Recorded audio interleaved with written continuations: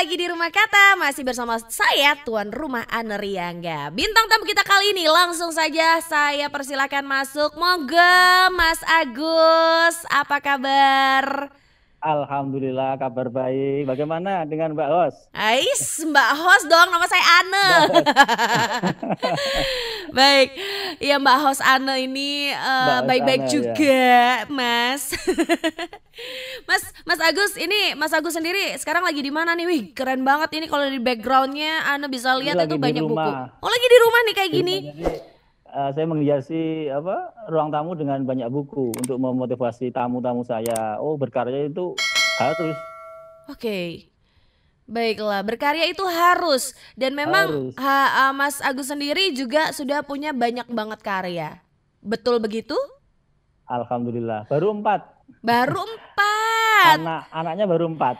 Eh, Jadi saya mengistilahkannya anak anak rohani dan anak jasmani. Kalau anak jasmani, alhamdulillah punya 2, cowok dan cewek. Kalau anak rohani baru punya 4. Baru punya 4, tapi itu udah banyak banget dan udah bagus banget loh Mas. Bisa mendapat atau menghasilkan karya sebanyak itu. Boleh dibocorin dari 4 karya tersebut Mas Agus mengambil jalur apa? Fiksi, non fiksi atau bagaimana? Kebanyakan sih saya mengambil fiksi ya. Mhm. Cerpen yang sering saya ambil cerpen. Jadi dari 4 tersebut 3 cerpen, satunya non fiksi. Oke, Mas Agus sendiri ini juga salah satu bagian dari mitra karya, penerbit mitra karya atau memang ownernya nih? Saya nggak tahu nih, benar-benar belum Kok dibocorin kebetulan nih. ownernya ini. Oh, betulan ownernya Oh, keren. kebetulan Mbak. Nih ya, memang selalu surprise alias surprise banget di Rumah Kata gitu ya. Hostnya dibikin surprise gitu kan. Jadi kita sekarang bisa kedatangan bintang tamu seorang owner dari penerbit Mitra Karya dan juga seorang penulis yang punya karya. Cie, baik. Alhamdulillah. Alhamdulillah. Mas Agus ini kalau saya lihat dari contekan yang saya dapatkan di sini ada buku berjudul Lalat dari Jerman, kumpulan cerpen. Karya ini adalah karya Mas Agus Ibrahim sendiri. Ini adalah karya keberapa nih, Mas? Ini karya pertama. Karya Justru ini pertama. karya yang fenomenal bagi saya karena pertama, seperti halnya anak. Kalau yang pertama itu yang paling dicintai kan anak pertama dan penuh perjuangan. Karena perjuangan buku yang pertama yang ini itu sampai menghasilkan saya punya ini mitra karya. Jadi semuanya itu dimulai dari buku yang pertama ini. Boleh diceritain dalam proses penulisan dari Lalat dari Jerman ini sendiri seperti apa, Mas? Butuh berapa Jadi ya lama? secara garis besarnya saya menulis cerpen ini ya karena unsurnya nggak sengaja. Dalam artian ada tantangan dari seorang teman, dia sudah penulis ya terkenal, dia memberi tantangan kepada saya, coba buatlah buku seperti saya. Saya disodori bukunya, itu kumpulan cerpen juga. Akhirnya saya menjawab tantangan tersebut dengan menulis buku ini. Saya menulis buku Lalat dari Jerman ini dalam waktu 21 hari, 20 judul. Jadi aslinya ada 20 judul. Kemudian yang diambil oleh editor adalah 15, 5-nya belum masuk. Jadi ini saya tulis setiap malam. Setiap hari selama 21 hari saya menghasilkan 20 judul. Wow, dalam sehari menghasilkan 1 karya berarti. Iya.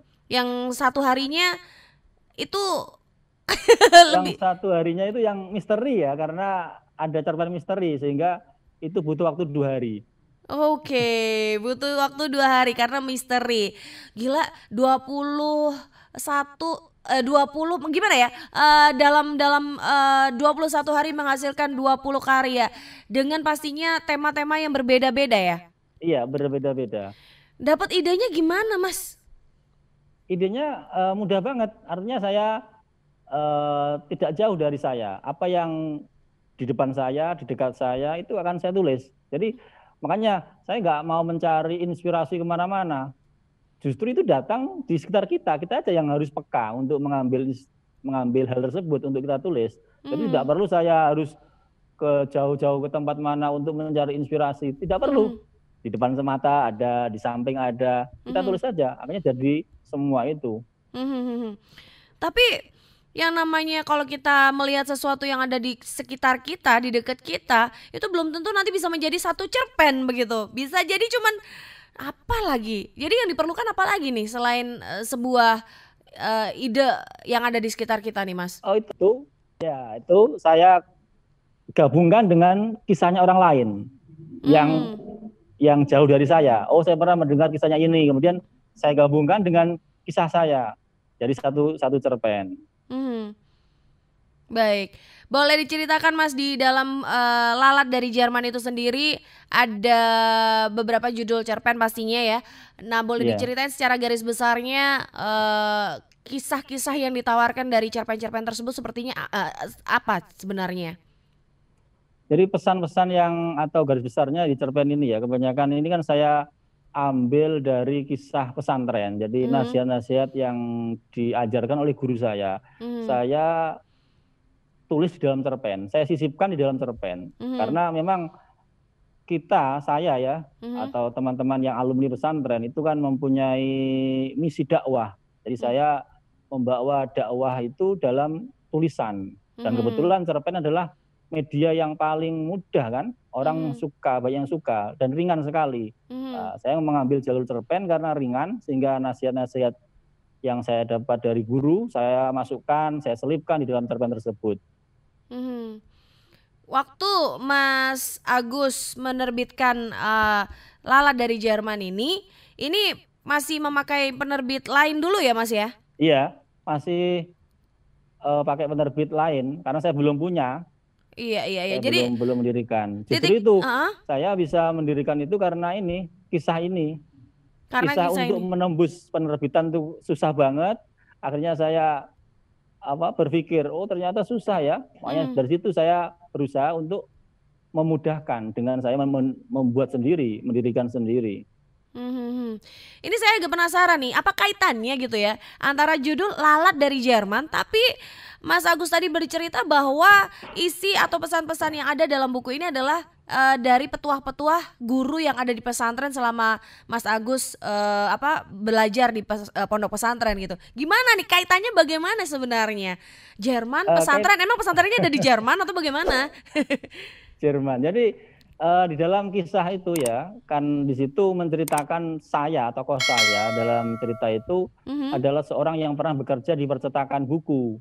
Saya kan pernah mengalami hal itu. Di situ diganggu oleh lalat. Di situ saya kan benci dengan lalat. Sama. Sekali. Iya, betul. Ketika itu saya sambungkan dengan nasihat guru saya. Oh, hal-hal yang kita benci kadang-kadang itu kan membuat kita nggak tahu. Ternyata itu adalah hal yang memang dikirim oleh Allah pada kita untuk kita sukses.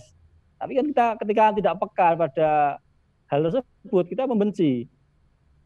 Di ending akhir tambah dia sukses karena lalat. Padahal dia awalnya menjauhi lalat. Tapi di ending cerita dia sukses sampai sampai bisa sesuai dengan pesan neneknya. Dia lewat lalat tadi. Aduh, ada si bayi nih, ada. Nggak apa-apa, di pangku aja Mas, sambil kenalan.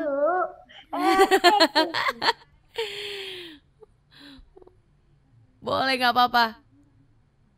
Oke. Halo ya. Ya halo. Oke, terus ini dari Jermannya sendiri apa nih? Jermannya sendiri nih apa? Berkaitan dengan Jerman sendiri, kenapa Mas Agus mengambil Jerman juga di situ? Kebetulan yang punya penerbitan atau percetakan buku itu anaknya kuliah di Jerman.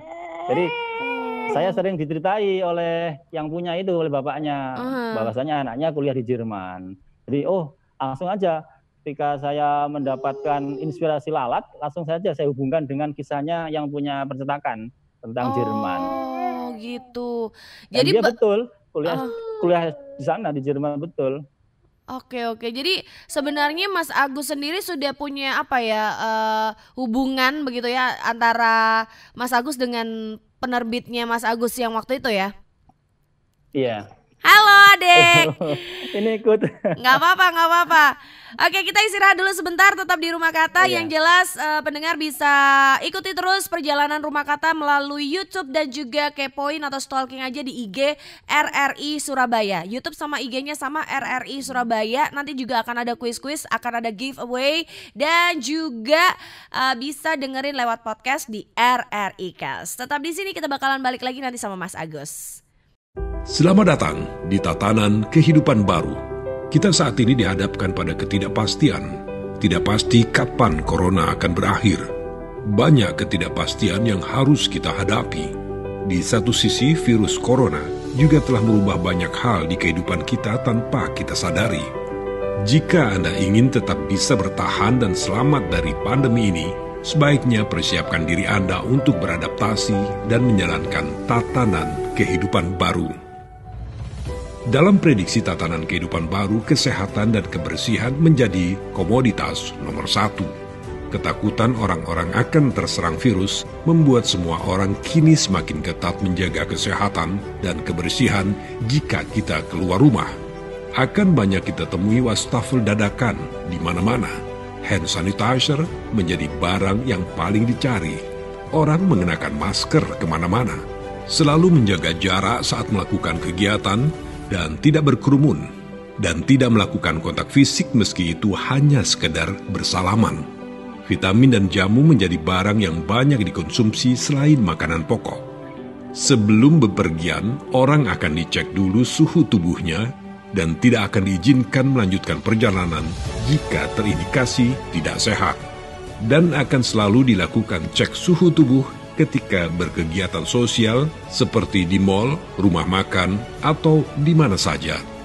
Tidak menutup kemungkinan ke depan orang akan diwajibkan membawa dokumen kesehatan pribadi saat bepergian. Atau bisa jadi sistem pelacakan kesehatan di bandara dan terminal transportasi umum lainnya akan menjadi lebih praktis dan mudah. Nah, selamat datang di tatanan kehidupan baru. #Indonesia Tatanan Kehidupan Baru. Oke, balik lagi masih bersama Mas Agus Ibrahim, penulis Lalat dari Jerman. Tadi sudah dijelaskan mengapa mengambil judul Lalat dari Jerman dan di dalamnya berceritakan tentang apa. Yang saya ingin tanyakan lagi nih Mas Agus, antara satu cerpen dengan cerpen yang lainnya yang ada di Lalat dari Jerman tersebut, itu apakah related atau kayak kisah bersambung begitu atau terpisah-pisah kisahnya? Kisahnya terpisah ya. Jadi antara satu judul dan lain itu terpisah. Tidak ada yang berkaitan. Tidak ada yang berkaitan ya. Yang paling berkesan judul yang mana nih di buku itu? Berkesan itu ada judul Surat dari Kakak ya. Karena itu memang saya alami sendiri dengan adik. Adik yang mau wisuda, akhirnya di dalam itu alur itu kan seperti gak wisuda, tapi kemudian endingnya wisuda. Pembaca kan merasa terbawa emosi ya, takut atau gimana kalau si adik itu gak wisuda. Tapi kemudian saya membelokkan alur di akhir ending menjadi wisuda. Itu kan yang bikin orang menangis mungkin ya kalau membacanya itu. Judulnya Surat dari Kakak. Kakak itu saya, adik itu adik saya. Dan kebanyakan cerpen yang saya tulis di dalam buku Lalat Jerman ini 80% yang pernah saya alami sendiri.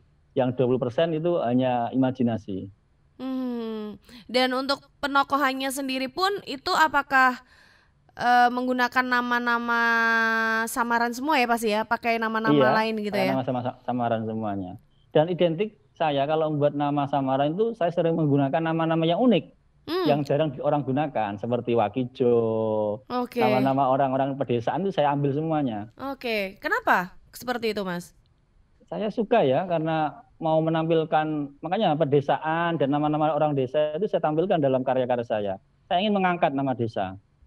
Oke, lah Mas Agus sendiri ini aslinya dari mana? Desa. Saya tinggal di desa, jadi kanan kiri saya itu persawahan semua ini. Wow, di daerah mana Mas? Samping sawah, depan sawah, belakang sawah. Menarik Saya di sekali. tengah-tengah sawah. Loh, menarik sekali karena memang hidup di kota itu sekarang udah terlalu penat banget. Kalau di desa tuh kayaknya Iya. nikmat banget gitu. Kayaknya Kalau jauh di sana dari tentram, ada Hmm, ada suara burung, kita bisa melihat sepoi angin, melihat panen, padi yang menguning, itu kan inspirasi buat saya. hmm. Kalau boleh tahu di daerah mana Mas? Masih di Jawa Ini Timur di atau? daerah Tuban ya, Kecamatan Soko. Oh, Jadi Kabupaten Tuban. Tuban, Hmm. Kecamatan Soko. Wow. Kapan-kapan boleh main ya Mas ya? Silahkan, bisa di sini bisa menikmati banyak wisata di sini. Iya benar-benar benar. Saya suka sekali sama nuansa-nuansa pedesaan begitu. Baik, kita balik lagi ke bukunya. Lala dari Jerman. Ekspektasi waktu itu ketika membuat Lala dari Jerman ini sebenarnya apa sih Mas? Harapannya waktu itu dalam penyampaian pesannya itu goalnya kemana? Terus apakah juga ada kaitan secara Mas Agus tuh pengen oke ini mau aku jadiin ladang nafkah aku nih gimana? Atau hanya sekedar ya udah deh nulis aja hanya sekedar hobi mau ini diterima sama masyarakat pembaca atau enggak terserah deh gitu. Gimana Mas? Saya sendiri sih hanya dalam niatan saya, setiap saya menulis itu ya saya serahkan kepada pembacanya. Artinya konsumen saya atau orang pembaca saya itu kan banyak ya. Dalam artian saya kan dalam menulis itu tidak tinggi sastranya. Dalam artian sangat mudah dipahami. Tapi makna nasihat yang itu yang dalam sekali. Mungkin itu bisa menjangkau banyak orang. Jadi saya ingin bernasihat, menyampaikan ilmu-ilmu dari guru saya lewat itu. Jadi saya arahnya ke situ. Mendakwahkan pesan-pesan guru saya lewat cerita sederhana, tapi dibalut dengan nilai-nilai yang luar biasa, nilai-nilainya itu. Ada konflik-konflik yang diangkat juga pastinya ya Mas ya. Ya banyak, konfliknya banyak. Makanya uniknya ya, kata orang yang sudah pernah membaca cerpen saya itu, Mhm. alurnya selalu mengejutkan, Hmm. menegangkan, mengejutkan. Nanti endingnya yang kadang lucu, kadang kadang unik. Orang Mhm. yang menyangka itu si tokoh mati tapi saya buat nggak mati, atau si tokoh itu hidup saya buat mati. Jadi saya selalu membelok-belokkan alur, mungkin itu yang unik. Meskipun bahasanya ringan, jadi pembaca saya itu bisa mulai tingkat SD bisa paham cerpen saya sampai seterusnya, karena mudah sekali bahasanya.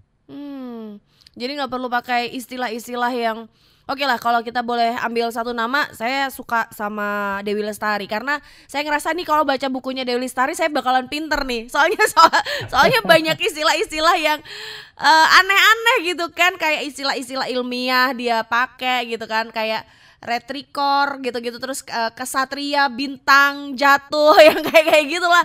Jadi membuat Kalau saya saya tuh sih tipenya bukan seperti itu ya, mm, jadi saya lebih ke bahasa sederhana. mm, Bahasa sederhana, istilah-istilah pesantren saya masukkan. Jadi banyak istilah pesantren mm, itu saya masukkan dalam karya saya, dan istilah pedesaan. mm, Jadi saya memang sengaja mengangkat pesantren dan pedesaan. mm.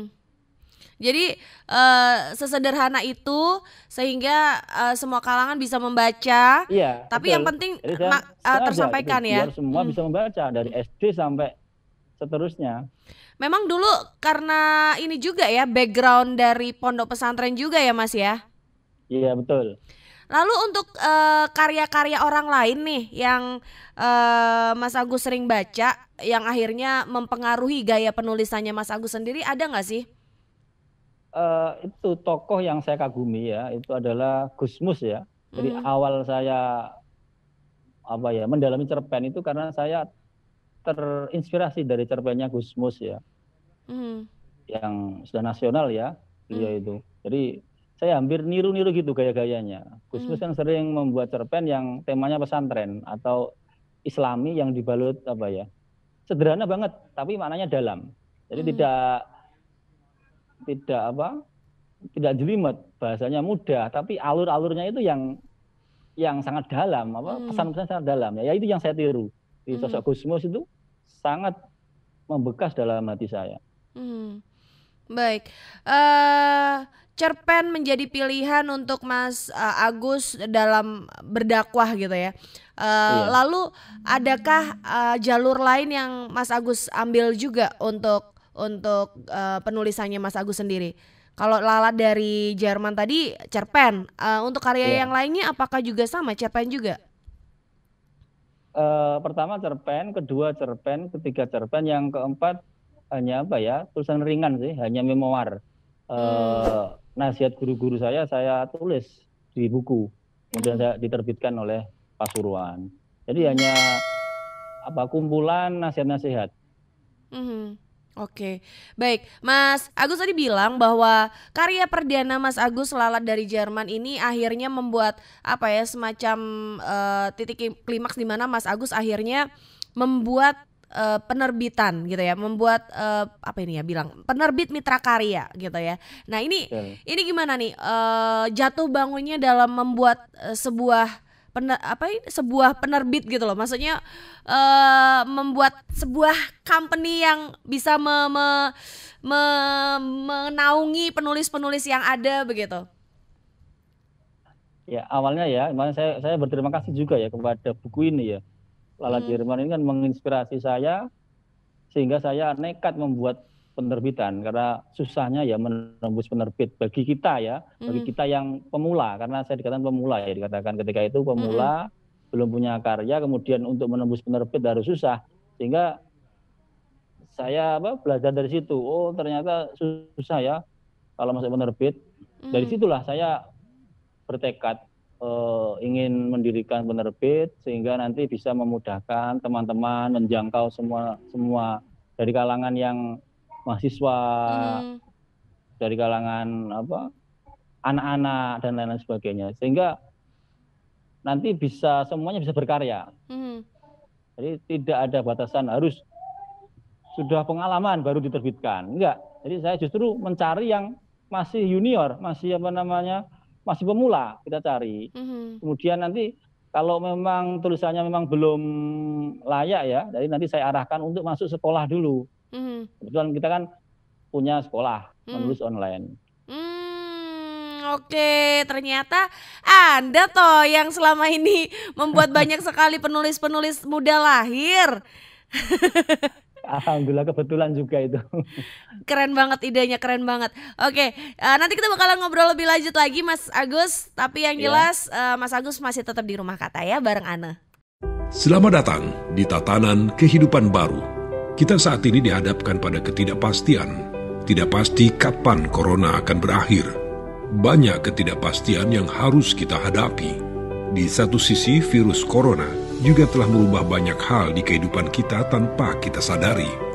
Jika Anda ingin tetap bisa bertahan dan selamat dari pandemi ini, sebaiknya persiapkan diri Anda untuk beradaptasi dan menjalankan tatanan kehidupan baru. Dalam prediksi tatanan kehidupan baru, kesehatan dan kebersihan menjadi komoditas nomor 1. Ketakutan orang-orang akan terserang virus membuat semua orang kini semakin ketat menjaga kesehatan dan kebersihan jika kita keluar rumah. Akan banyak kita temui wastafel dadakan di mana-mana. Hand sanitizer menjadi barang yang paling dicari. Orang mengenakan masker kemana-mana. Selalu menjaga jarak saat melakukan kegiatan dan tidak berkerumun.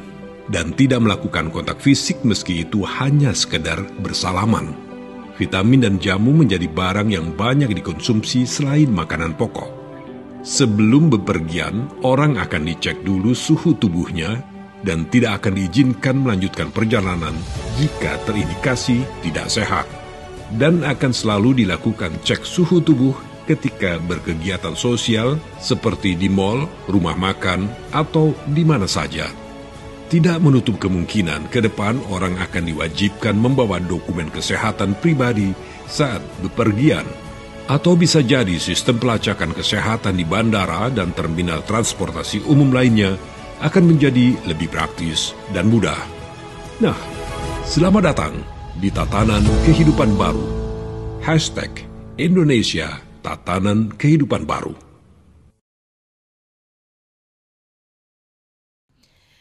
Oke, balik lagi di Rumah Kata masih sama Mas Agus Ibrahim yang akan membocorkan lagi. Tadi katanya ada surat dari kakak ya, surat kakak ya? Ya, Surat dari kakak. Surat dari kakak. Nah berikutnya ini ada satu cerpen yang diangkat juga di Lalat dari Jerman, kumpulan cerpen Lalat dari Jerman, yaitu Sang Motivator, betul ya?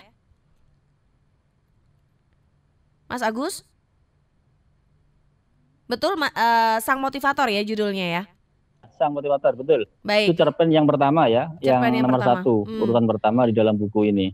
Ini menarik sekali karena tadi Mas Agus sempat membocorkan bahwa Sang Motivator ini adalah seorang tokoh guru yang memberikan pembelajarannya dengan cara sesuai dengan masing-masing karakter dari murid-muridnya atau dari santri-santrinya, begitu ya Mas ya? Iya, betul. Boleh dong diceritain lagi. Jadi di tokoh ini ya, sang guru sebagai motivator, karena dia guru yang teladan dan guru yang mengetahui setiap karakter muridnya, sehingga muridnya ketika diberi nasihat itu cocok sekali. Jadi gurunya menempatkan, oh ini muridnya ahli bola, oh jadi nasihatnya tentang itu, oh ini muridnya suka minum, nah, tentang itu.